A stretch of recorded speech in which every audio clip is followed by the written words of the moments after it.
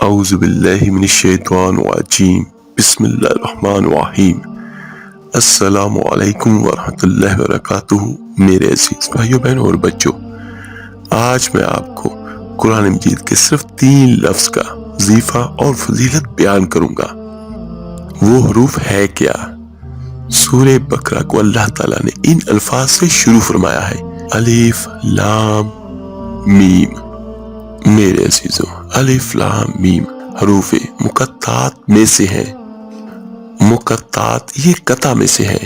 قطع کا معنی یہ ہوتا ہے کہ کاٹنا، الگ الگ کرنا، جدا جدا کرنا۔ اسی لیے ان کو حروف مقطعات کہتے ہیں کہ جب ان کو پڑھا جاتا ہے تو الگ الگ کر کے پڑھا جاتا ہے، ملا کے نہیں پڑھا جاتا۔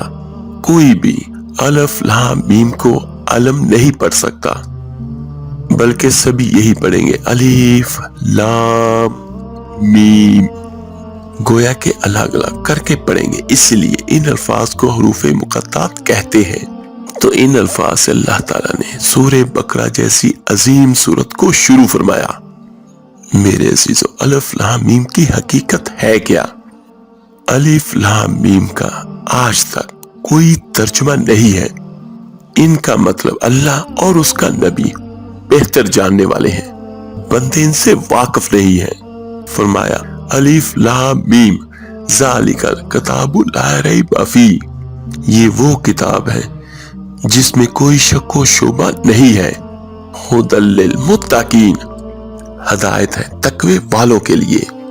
یہ ارشاد فرمایا میرے اللہ کریم نے۔ میرے عزیزو، الف لام میم کیا ہے؟ اس میں مفسرین کے مختلف اقوال ہیں۔ ایک قول یہ ہے کہ الف لام میم خود اللہ تعالیٰ کا نام ہے، اللہ تعالیٰ کے اسماء میں سے ایک اسم ہے، تو لہٰذا اللہ تعالیٰ نے اپنے نام سے سورہ بقرہ جیسی عظیم سورت کو شروع فرمایا۔ میرے عزیزو، یہاں پر ایک سوال یہ بھی پیدا ہوتا ہے کہ اللہ تعالیٰ کے جو 99 نام حدیث میں آتے ہیں، ان میں سے کوئی نام بھی الف لام میم نہیں ہے، تو یہ الف لام میم کہاں سے ہے؟ اس کا جواب حضرت امام راضی رحمۃ اللہ علیہ دیتے ہیں۔ اصل میں جو 99 نام ہیں یہ تو بہت مشہور ہیں، اس کے علاوہ بھی اللہ تعالیٰ کے صفاتی نام تقریباً 5000 ہیں، اور علامہ سیوطی رحمۃ اللہ علیہ نے نقل فرمایا ایک اور جگہ پر کہ اللہ تعالیٰ کے صفاتی نام 35000 ہیں۔ تو اللہ تعالیٰ کے بہت سے صفاتی نام ہیں، انہی میں سے الف لام میم بھی اللہ تعالیٰ کا صفاتی نام ہے۔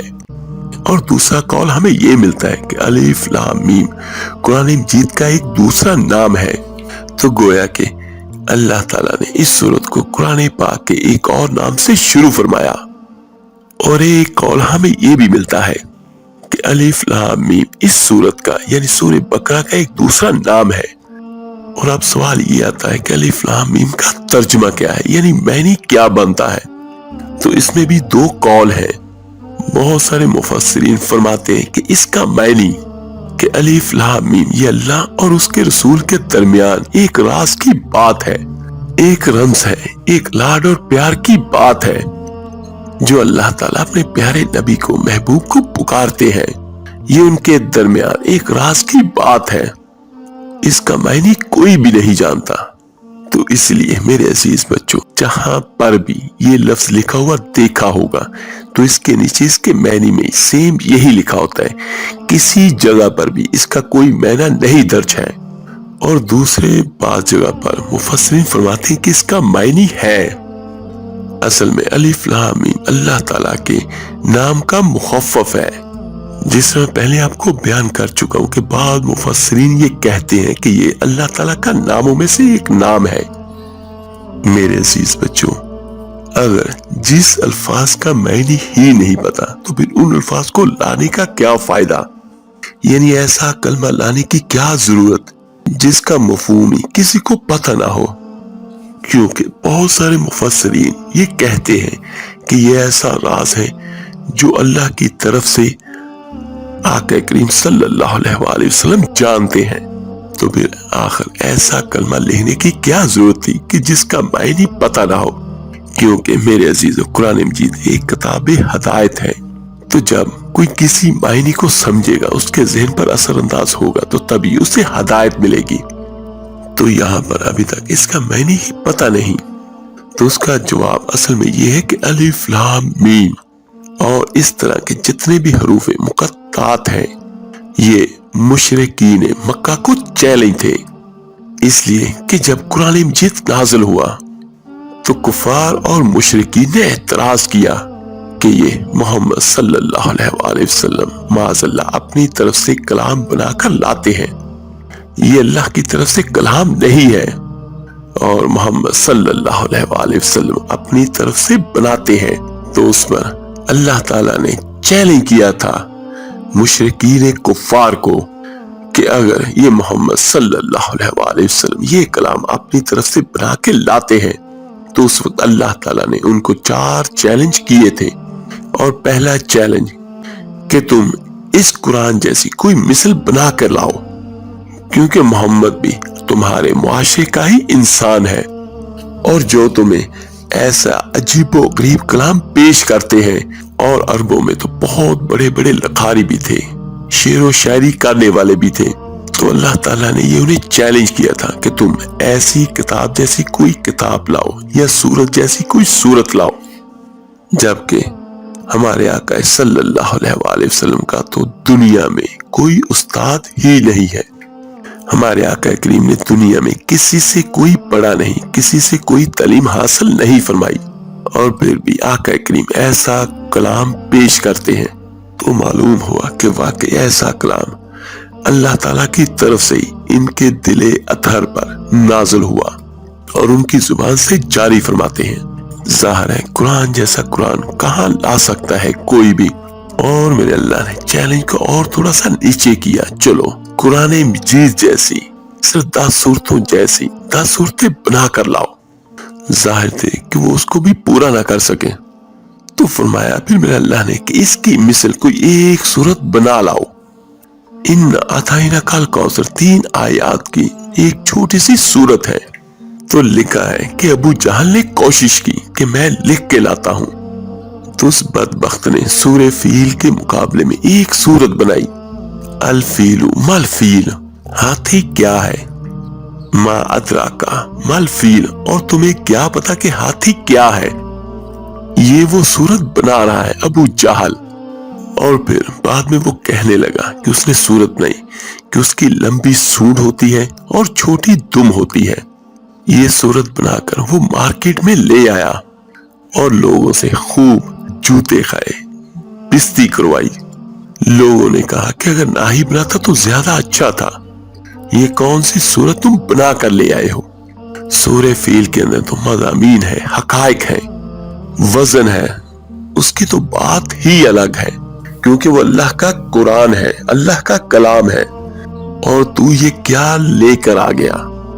تو معلوم یہ ہوا کہ کوئی بھی قرآن مجید کے چیلنج کو پورا نہیں کر سکا، یہاں تک کہ اللہ تعالیٰ نے فرمایا کہ اس جیسی کوئی ایک آیت ہی بنا لاؤ، یعنی صورت نہیں بنا سکتے تو ایک آیت ہی بنا دو۔ اصل میں کفار مشرکین کے اندر، مکہ کے اندر یہ چیلنج کرنے کا بڑا رواج تھا اس دور میں، اگر کوئی نظم لکھتا یا شعر و شاعری لکھتا تھا تو وہ بیت اللہ کے دروازے پہ ٹانگ دیتا اور کہتا کہ کوئی ماہی کا لال ہے جو سورج کو غروب ہونے سے پہلے پہلے اس کا توڑ لکھ دے۔ وہ آپس میں چیلنج کرتے تھے، کیونکہ شعر و شاعری کے اندر اور علم ادب کے اندر انہیں کمال حاصل تھا۔ عرب میں 9 سال کی بچیاں 90 اشعار کے قصیدے پڑھ دیتی تھی، تو یہ دیکھیے کہ میرے اللہ نے بھی وہی دستور رکھا، میرے اللہ نے بھی اسی طرح چیلنج کیا جس طرح وہ اپنے کلاموں پر چیلنج کیا کرتے تھے۔ تو اللہ نے فرمایا تم بھی ایسا قرآن بنا کے لاؤ، ایسی صورت بنا کے لاؤ، اور پھر ایسی آیت بنا کر لاؤ، اور ظاہر ہے کہ کوئی نہیں لا سکا، اور قیامت تک اللہ تعالیٰ کا یہ چیلنج سبھی کے لیے باقی ہے۔ یہ دیکھیں کہ میرے عزیزوں، آج دنیا آسمانوں میں پرندوں کی طرح اڑتی ہے، دریاؤں میں، سمندروں میں مچھلیوں کی طرح تیرتی ہے، پانی کے اندر جو کچھ بھی ہے وہ سارا کچھ گن لیتی ہے، اور صحراؤں کے اندر ذروں کو بھی چننے پر قادر ہے، اور درختوں کے پتوں کو بھی شمار کر سکتی ہے۔ اور دیکھیے کہ کہاں کہاں انسان پہنچ رہا ہے، کتنی سائنس نے ترقی کر لی، لیکن اللہ کا آج بھی چیلنج اس دنیا کے لیے باقی ہے کہ اس قرآن جیسی ایک آیت بنا کر لاؤ۔ اور ایک بات میں پورے یقین کے ساتھ کہتا ہوں، اگر آج بھی اس دنیا میں کوئی بھی اس قابل ہوتا کہ اس قرآن جیسی ایک آیت بھی کوئی بنا سکتا، تو وہ معاذ اللہ قرآن کے چیلنج کو ضرور توڑنے کی کوشش کرتے، کہ جنہوں نے اپنے اپنے وقت میں اور آج کے دور میں بھی اسلام پر اور معاذ اللہ پیغمبر اسلام پر کیا کیا تہمتیں نہیں لگائی، اور اسلام کو کیسے کیسے زخمی کیا، اور اسلام اور قرآن پر اعتراض کرتے ہیں۔ لیکن اگر ان مشرکین کے اندر یہ تاب ہوتی، یہ طاقت ہوتی کہ وہ قرآن جیسی ایک آیت بنا کے قرآن کے چیلنج کو توڑ دیتے، تو وہ آج تک یہ کر چکے ہوتے۔ لیکن انشاءاللہ تعالی یہ قیامت تک کبھی بھی قرآن کے چیلنج کو نہیں توڑ سکیں گے، کیونکہ یہ قرآن میرے اللہ کریم کا کلام ہے۔ اور آپ کو ایک اور مزے کی بات بیان کرتا ہوں کہ دنیا میں بہت سارے جگہوں پر تجربات بھی ہوئے، بڑے بڑے ادیبوں اور عالموں کو پوری دنیا سے ہائر کیا گیا، کہ جن کو کہا گیا کہ اس قرآن پاک کو دیکھیں اور اس کے اندر کوئی ایک غلطی، ایک نقص نکال کے دکھا دو، کسی بھی قسم کے لحاظ سے کوئی ایک غلطی اگر ہو اس میں، میرے عزیزوں سینکڑوں ماہرین کئی سالوں تک بیٹھے رہے، لیکن قرآن مجید میں سے ایک نقطہ بھی وہ نہیں نکال سکے۔ سبحان اللہ، تبھی تو میرے اللہ نے چیلنج کیا، اور آج تک یہ چیلنج باقی ہے۔